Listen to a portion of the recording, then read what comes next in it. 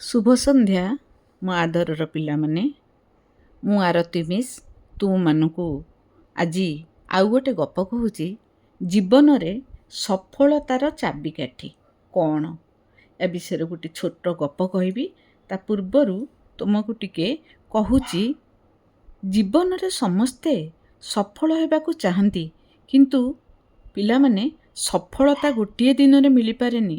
ଏଥିରେ କେତେଗୁଡ଼ିଏ କାର୍ଯ୍ୟକୁ ଗ୍ରହଣ କରିବାକୁ ପଡ଼ିବ। ପରିଶ୍ରମ ହେଉଛି ସଫଳତାର ମୂଳ ମନ୍ତ୍ର।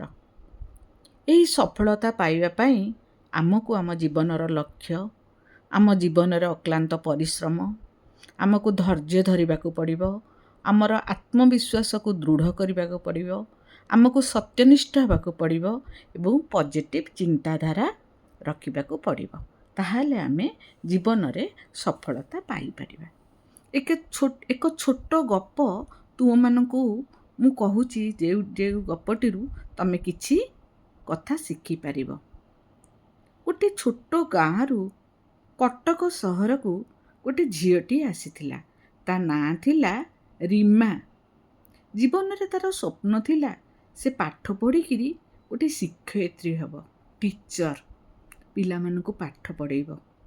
କିନ୍ତୁ ତାର ପରିବାରର ଅବସ୍ଥା ଭଲ ନଥିଲା। ଅନେକ ସମୟରେ ପୁସ୍ତକ କିଣିବା ପାଇଁ ମଧ୍ୟ ତା ପାଖରେ ଟଙ୍କା ନଥିଲା।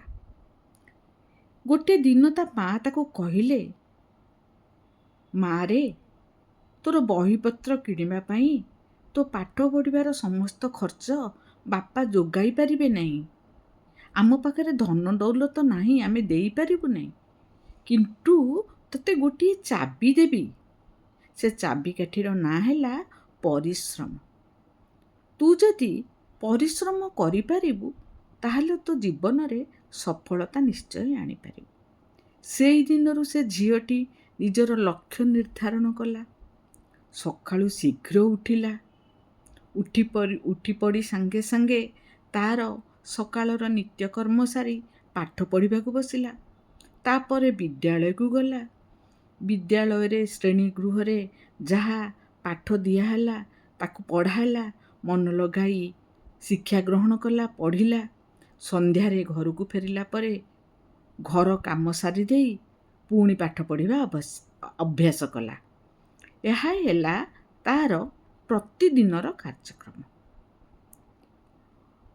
ମଝିରେ ମଝିରେ ତାର ବିଫଳତା ଆସୁଥିଲା।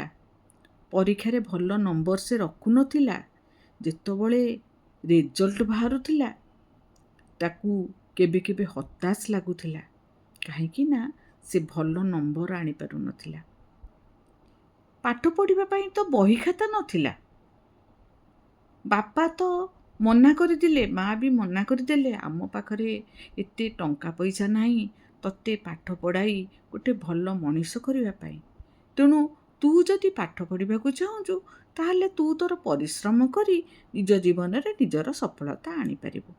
ତାର ପରୀକ୍ଷାରେ ଭଲ ନମ୍ବର ନ ରହିବାରୁ ମା କଥା ମନେ ପଡ଼ିଲା। ଧୈର୍ଯ୍ୟ ଓ ଆତ୍ମବିଶ୍ୱାସ ହେଉଛି ସଫଳତାର ଦ୍ୱିତୀୟ ଚାବି। ପିଲାମାନେ ମନେ ରଖିଥିବ। ଗୋଟେ ବର୍ଷ ପରେ ରୀମା ଯେତେବେଳେ ଆନୁଆଲ ପରୀକ୍ଷା ସରିଲା, ତା ପରିଶ୍ରମର ଫଳ ସେ ପାଇଗଲା ପରେ ସେ ତାର ଆସ୍ତେ ଆସ୍ତେ ତାର ପାଠ ପଢ଼ାରେ ଅଧିକ ଗୁରୁତ୍ୱ ଦେଲା। ମନ ଲଗାଇ ପାଠ ପଢ଼ିଲା। ଶେଷରେ ସେ ଜଣେ ଭଲ ଟିଚର ହେଇପାରିଲା। ଗାଁର ପିଲାମାନେ ତାକୁ ବହୁତ ଆଦର କଲେ। ସେ ସମୟରେ ତା ଆଖିରୁ ଖୁସିର ଲୁହ ଝରି ପଡ଼ିଲା। ବୁଝିଲ ପିଲାମାନେ, ସଫଳତାର ଚାବିକାଠି ଧନରେ ନୁହେଁ ପିଲାମାନେ, ପରିଶ୍ରମ, ଧୈର୍ଯ୍ୟ ଓ ସତ୍ୟନିଷ୍ଠାରେ ଏହା ଲୁଚି ରହିଛି। ଯେଉଁଠାରେ ଲକ୍ଷ୍ୟ ସ୍ପଷ୍ଟ ଓ ପରିଶ୍ରମ ନିରନ୍ତର, ସେଠାରେ ଆମେ ନିଶ୍ଚୟ ସଫଳତା ପାଇପାରିବା। ରହିଲି। ଜୟ ଜଗନ୍ନାଥ।